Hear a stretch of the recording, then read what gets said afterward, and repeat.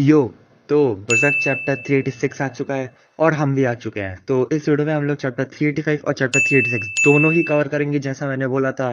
पर कुछ भी शुरू करने से पहले स्पॉइलर वार्निंग। अगर तुम्हें मांगा पढ़ रहे हो या पढ़ने की सोच रहे हो तो इस वीडियो को यहीं ड्रॉप कर दो, क्योंकि रीसेंट चैप्टर्स और कुछ पुरानी चीज़ों का इसमें स्पॉयलर्स है। तो मैंने चाहता कि तुम्हारा एक्सपीरियंस मेरी वजह से खराब हो।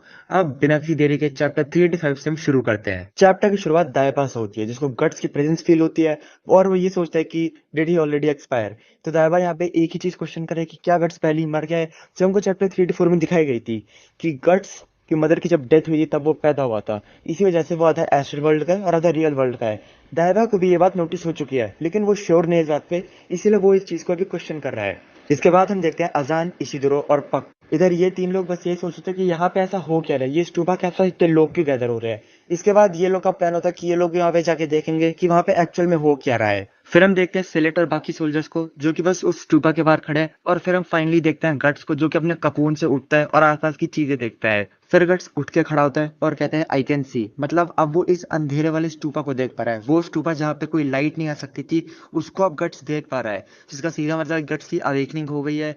उसकी वो एशल बीइंग वाली चीज की अवेकनिंग हो चुकी है। फिर गट्स कहता है so that's how it is, यहाँ पे उस स्टूपा के स्ट्रक्चर को कह रहा है कि अंदर से स्टूपा ऐसा है। उसके बाद गट्स स्टूपा के दरवाजे के पास जाता है, उस पर अपना हाथ रखता है और थोड़ा सा दम लगाता है। इधर बाहर के लोग डर जाते हैं क्योंकि उनके पॉइंट ऑफ व्यू से ये गेट जो है अब हिल रहा होता है। और फिर सिलेक्ट साहब कहता है कि दूर हटो, और ये गेट फिर गिरता है। ये गेट उखड़ के गिरता है और हम देखते हैं गट्स को। इसके बाद सिलेक्ट हर किसी को पीछे करता है, हर एक सोल्जर को पीछे करता है, और इन सोल्जर्स की बस गट्स की आंखों में आंखें डालने से फट रही थी, जो कि अब गट्स का ऑरा दिखा रहा है कि कैसे उसका रीबर्थ हुआ है। तो अब उसका वो चार्म और उसकी वो रूथलेसनेस वापस आई है। इसके बाद सिलेक्ट ये कहते हैं कि ये बंदा अपनी कब्र से वापस आ गया। ऐसी डेस्टिनी के लोग भी एग्जिस्ट करते हैं और हम लोग कितने पागल थे कि हम लोग को पता ही नहीं था। यहाँ पे सिलेक्ट गट्स की बहुत भयंकर तारीफ कर रहा होता है। इसी दौरान यहाँ पे दाइवा, इशिदुरो, पक, अजान ये लोग भी आ जाते हैं। इशिदुरो गट्स को देख के बहुत खुश होता है और कहता है कि गट्स एकदम ठीक लग रहा है, looks like he have come back to life. इसका मतलब इशिदुरो यही कहना चाह रहा है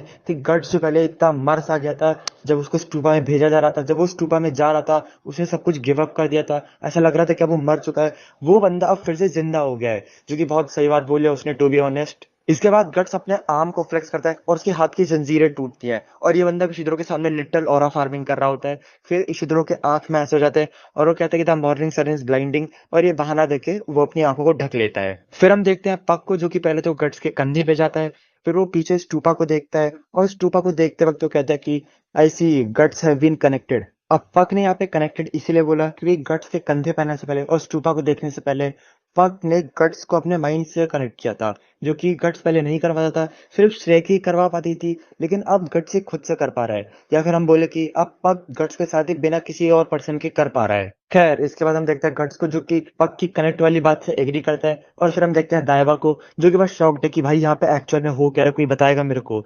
दाइवा का यही रिएक्शन है, और इसी के साथ हमारा ये चैप्टर खत्म होता है। अब हम आते हैं चैप्टर 386 पे। तो चैप्टर 386 अब हम शुरू करते हैं। चैप्टर की शुरुआत कास्का से होती है, जिसकी हालत बहुत खराब हो रखी है। इसका यही मतलब है कि ग्रिफिथ के प्रेजेंस में, इसलिए यहाँ पे कास्का का ब्रांड ऑफ सेक्रीफाइस इतना तेज रिएक्ट कर रहा है। इसके बाद हम देखते हैं श्रेके को। फाइनली श्रेके पे फोकस किया गया, और श्रेके यहाँ पे पहले तो फाल्कोनिया की तारीफ करती है, एंड फिर वो अपना मिशन याद करती है कि उसको कास्का को बचाना है। फिर हम देखते हैं सोनिया और म्यूल को। यहाँ पे सोनिया को फार्नीज की प्रेजेंस फील होती है, इसीलिए वो बहुत जल्दी से आसमान में देखती है, लेकिन म्यूल हमें बस चिड़ियाओं को देख के कुछ कमेंट पास करता है। इसके बाद सोनिया म्यूल को खींच के ग्रिफिथ पास लाती है, और म्यूल ने यहाँ पे चाटुकारी चालू कर दी।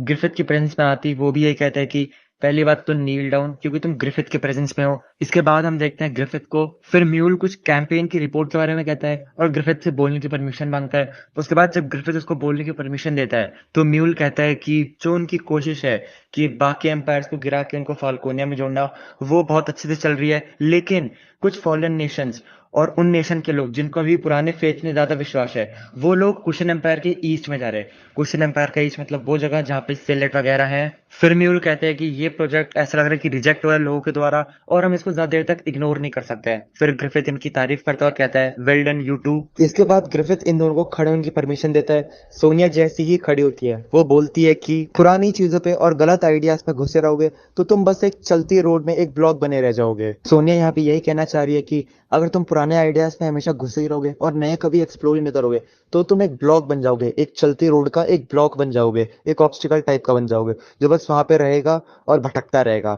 इसके बाद ग्रिफिथ बोलता है कि हर कोई डरता है, टाइम का फ्लो इस दुनिया को चेंज करता है, और जब एंजाइटी होती है इस चीज की कि चीजें आगे कैसे होंगी, तो वो एंजाइटी जब तुम्हारे दिल को जगड़ती है तो वो एक डर बैठाती है, और वो डर आगे जाके गुस्सा बनता है। फिर म्यूल ऑफ कोर्स चाटुकारी करते हुए कहते हैं कि उसने जो भी कहा वो अपनी लैक ऑफ एनलाइटनमेंट की वजह से बोला, और ग्रिफिथ वो तो अलग ही लेवल का बंदा है। जब इनकी चाटुकारी खत्म होती है तो ग्रिफिथ कहता है ये चीज समझाना थोड़ा मुश्किल है, तो मैं तुमको ये चीज दिखाऊंगा। फिर ग्रिफिथ कहता है कि पर जब समय आएगा तो हमको लड़ाई करनी ही पड़ेगी। यहाँ पे लड़ाई वाली बात, दिखाने वाली बात, यहाँ पे ग्रिफिथ इस अपनी एंजाइटी वाली स्टेटमेंट के बारे में कह रहा था।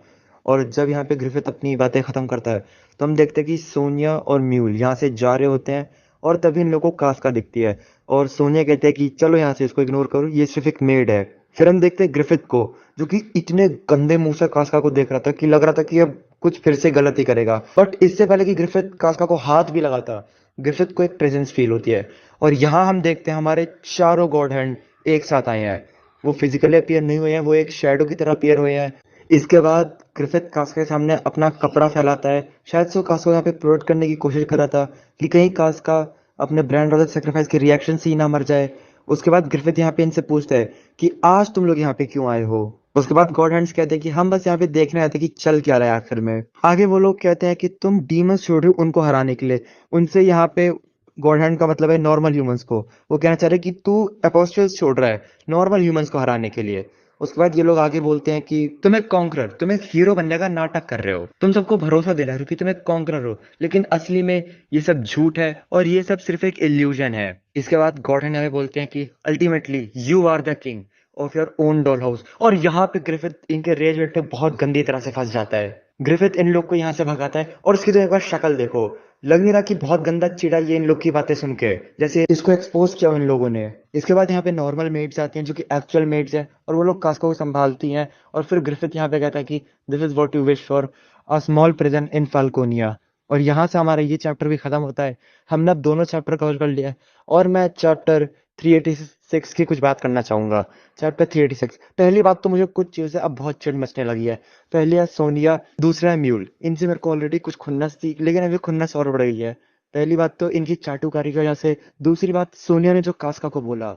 पर इन सब के अलावा यहाँ पे हमको लास्ट में बोला गया था टू बी कंटिन्यूड, मतलब हमको नेक्स्ट डेट नहीं दी गई है। अब नेक्स्ट डेट कभी भी आ सकती है, वो शायद से अगले महीने हो सकता है, या फिर साल के एंड में हो सकता है, कभी भी हो सकता है। और अगले चैप्टर हम देखेंगे कि शिरेके आखिर में क्या करेगी, क्या वो पकड़ी जाएगी, क्योंकि सोनिया को उसकी प्रेजेंस फील हो गई थी। ये सब जब आएगा हम लोग तब इसकी बात करेंगे। तब तक के लिए मैं चलता हूँ, मिलते हैं किसी और वीडियो में किसी और टॉपिक के साथ। Till then stay connected and I'll see you again.